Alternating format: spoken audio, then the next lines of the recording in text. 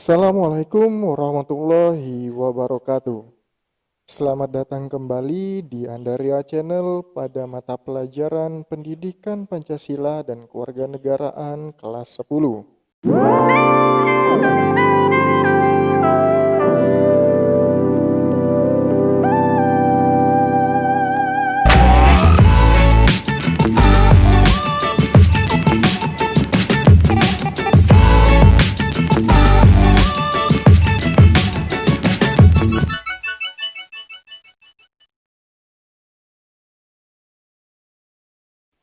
Baik, semuanya, pada kali ini materi kita adalah tentang nilai-nilai Pancasila dalam kerangka praktik penyelenggaraan negara.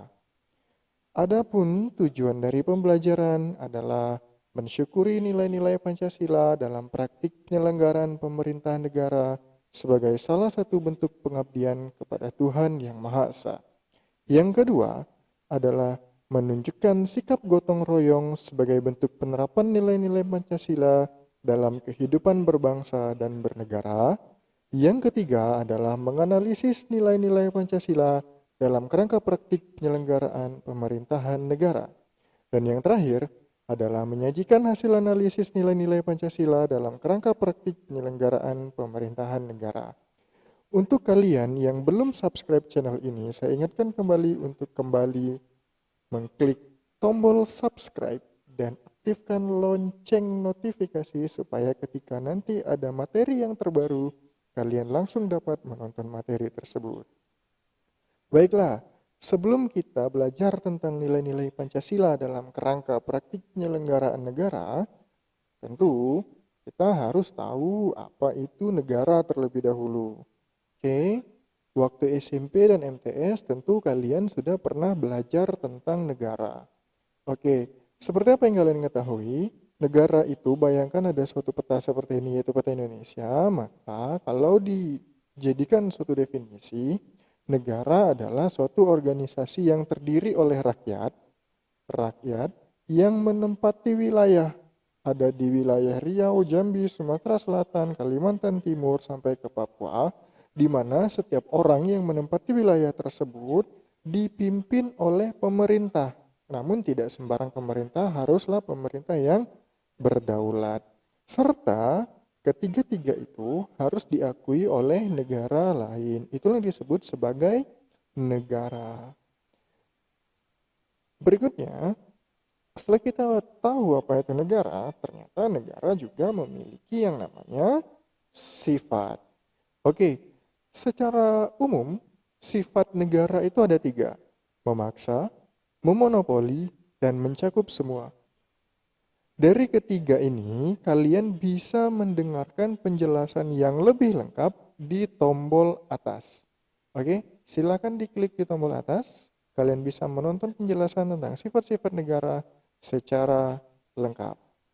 Silakan diklik. Sudah? Sudah belum? Oke. Berikutnya, setelah kita mengetahui sifat-sifat negara, tentu setiap negara memiliki kedaulatan. Tentu timbul di benak kita sekalian, apa sih itu kedaulatan? Nah, ada yang sudah tahu atau sudah belajar tentang kedaulatan? Baiklah, kedaulatan itu berasal dari kata daulat, sehingga kedaulatan adalah kekuasaan tertinggi. Nah, kekuasaan tertinggi untuk menentukan hukum dalam suatu negara. Nah, terdapat beberapa teori tentang kedaulatan. Di antaranya adalah yang pertama, teori kedaulatan Tuhan. Nah, teori kedaulatan Tuhan menganggap pemilik kedaulatan yang sesungguhnya adalah Tuhan. Doktrin kedaulatan Tuhan berkaitan erat dengan alam pemikiran teologis yang menganggap Tuhan sebagai prima causa atau penyebab utama. Teori ini meyakini lahirnya suatu negara hanya dapat terjadi bila dikehendaki Tuhan. Jadi negara yang menganut paham ini disebut dengan negara teokrasi. Nah, negara dengan teori kedaulatan Tuhan ini, dia tidak menganut paham yang menyatukan antara negara dan agama. Melainkan negara ini justru dia sangat membedakan antara urusan negara dengan agama, dipisahkannya. Jadi urusan antara negara dan agama. Berikutnya adalah teori kedaulatan raja. Nah, di dalam teori kedaulatan raja, ini menganggap bahwa raja sebagai wakil Tuhan atau titisan dewa. Wah, mantap, titisan dewa.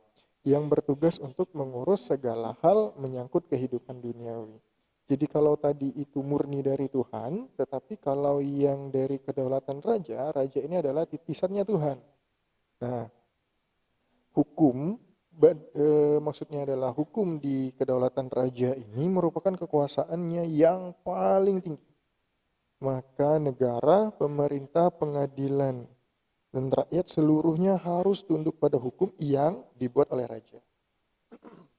Aduh, batuk dulu. Nah, raja ini boleh melakukan apapun. Terkadang raja bertindak inkonstitusional atau melanggar hukum itu boleh karena ketika di kedaulatan raja, apa perkataan raja, apa yang dilakukan raja itu adalah sebuah hukum. Oke, yang berikutnya adalah kedaulatan negara. Nah, kedaulatan negara ini adalah kekuasaan tertinggi berada di tangan atau berada atas kepentingan negara. Sedangkan yang berikutnya adalah teori kedaulatan hukum. Nah, kedaulatan hukum adalah di mana kekuasaan tertinggi itu berada di hukum. Jadi segala hal sesuatu itu harus sesuai dengan hukum yang berlaku. Dan yang terakhir adalah teori kedaulatan rakyat. Menurut teori ini, kekuasaan tertinggi tentu berada di tangan rakyat karena makna kedaulatan adalah kekuasaan tertinggi. Maka dari itu, legitimasi kekuasaan pemerintah adalah berasal dari rakyat. Nah, teori kedaulatan rakyat ini menganggap kehendak rakyat adalah satu-satunya sumber kekuasaan bagi pemerintah. Rakyat memberikan kekuasaan pada para wakilnya, seperti misalnya kalau di Indonesia adalah DPR.